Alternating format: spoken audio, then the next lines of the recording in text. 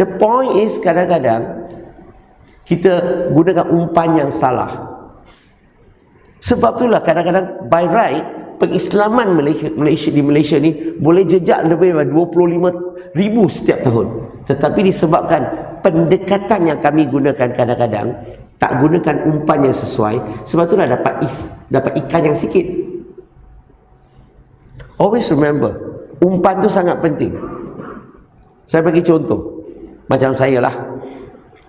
Saya masuk Islam, saya ni sekolah Cina, Chinese educated, tetapi terpaksa belajar bahasa Melayu. Bila masuk Islam, dia mengajar dalam bahasa Melayu, tak ada bahasa lain. La ilaha illallah. So kadang-kadang ustaz cakap sesuatu saya tak faham, saya membuat angguk banyak faham. Contoh. Mula-mula ustaz mesej saya, satu ustaz. Saya tak tahu dia ustaz tau. Dia mesej saya. Dia kata, Assalamualaikum, Saudara Lim. Cantik lah tu. Lepas tu dia kata, Ana nak sebut Saudara Lim bagi ceramah di masjid Ana. Aku tengah fikir mana satu perempuan Ana yang aku jumpa kat tepi jalan ni, la ilaha illallah, nak jemput saya ceramah.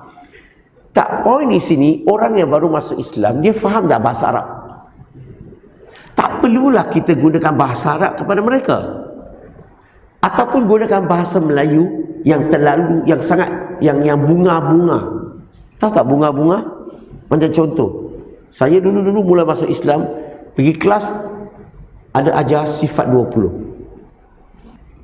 Lepas tu ustaz cakap, Allah tu ada, lawannya tiada. You ingat itu mu'alaf fahamkah? Allah tu ada, lawannya tak ada. Okey, orang Melayu faham lah kan? Tapi bukan Melayu ni, itu bahasa Melayu bukan bahasa mereka, bukan bahasa ibuda mereka. Mereka punya kefahaman adalah Allah tu ada, sudah gaduh, sudah lawan, sudah tak ada. So dia akan tanya balik, Ustaz, Allah pergi mana? Pening tak? Pernah dengar tak orang kata begini?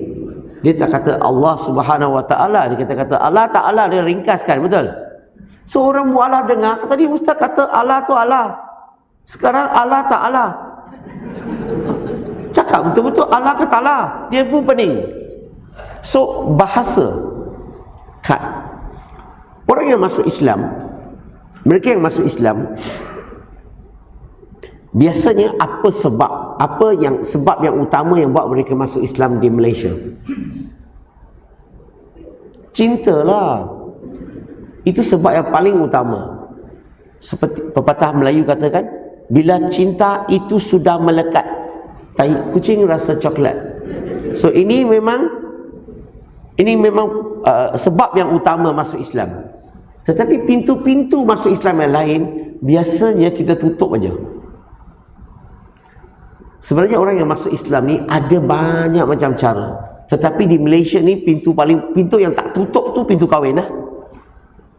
Sepatutnya orang yang masuk Islam kadang-kadang disebabkan contoh yang baik daripada karya orang-orang Islam di sini. Ada orang masuk Islam kerana orang-orang Islam yang pergi menyampaikan.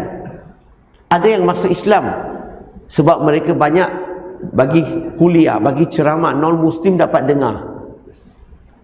Ada yang masuk Islam disebabkan dia ni dah dapatkan perlindungan. Ada yang masuk Islam dan dapatkan bantuan. Ada yang masuk Islam sebab nak mudahkan dapatkan bumi putera, mudah dapatkan projek kerajaan. Ada yang masuk Islam kerana hutang. Ada yang masuk Islam sebab nak ceraikan isteri. Macam-macam cara orang masuk Islam. Yang penting tu, tugas kita ni bukan tanya dia, apa pasal masuk Islam? Kalau kita tanya dia begini, dia akan malu tau. Sebab saya masuk Islam sebab nak kahwin.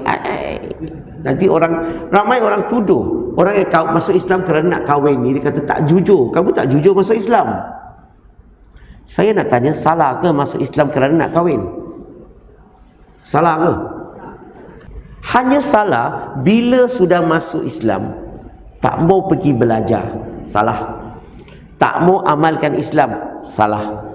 Sama-sama salah adalah orang yang bawa dia masuk Islam, tak follow up, tak pergi mengajar, tak pergi mendidik dia, sama-sama salah. Sama-sama salah juga orang yang mengislamkan dia. Sama-sama salah juga orang karya yang duduk di kawasan sini. Kalau kita tak ambil berat, tak ambil tahu, tak pergi mengajar, pergi didik bimbing dia, sama-sama salah, sama-sama kena menanggung dosa itu.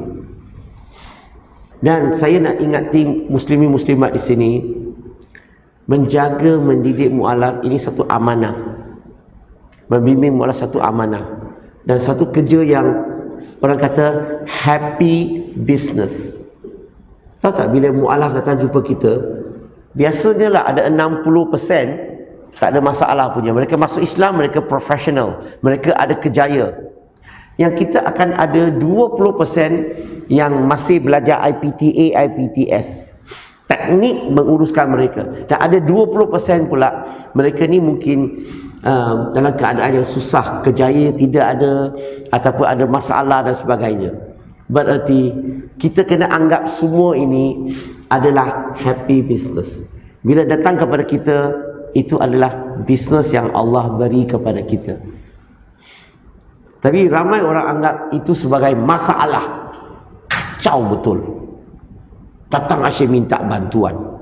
Kadang-kadang kalau you mula komplain, mula anggap itu sebagai masalah, maka kita tak akan enjoy untuk membantu, mendidik, membimbing mereka. Tiba-tiba masuk Islam, mudah ke tak mudah nak tinggalkan semua tabiat lama tadi tu? So macam mana kita nak didik dia, bimbing dia?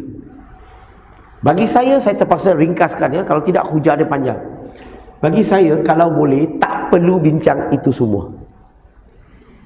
Kita didik dia dulu. Biar dia kenal Allah dulu. Biar dia sayang Allah dulu. Kenal Nabi dulu. Sayang Nabi dulu. Boleh? Kalau dia dah faham, dia iman dah mantap, perkara-perkara tadi dia akan tinggalkan sedikit demi sedikit. Tetapi kadang-kadang kita nak dia berhenti dulu.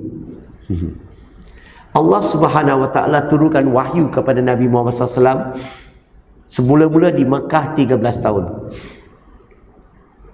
Allah mengharamkan tak arak?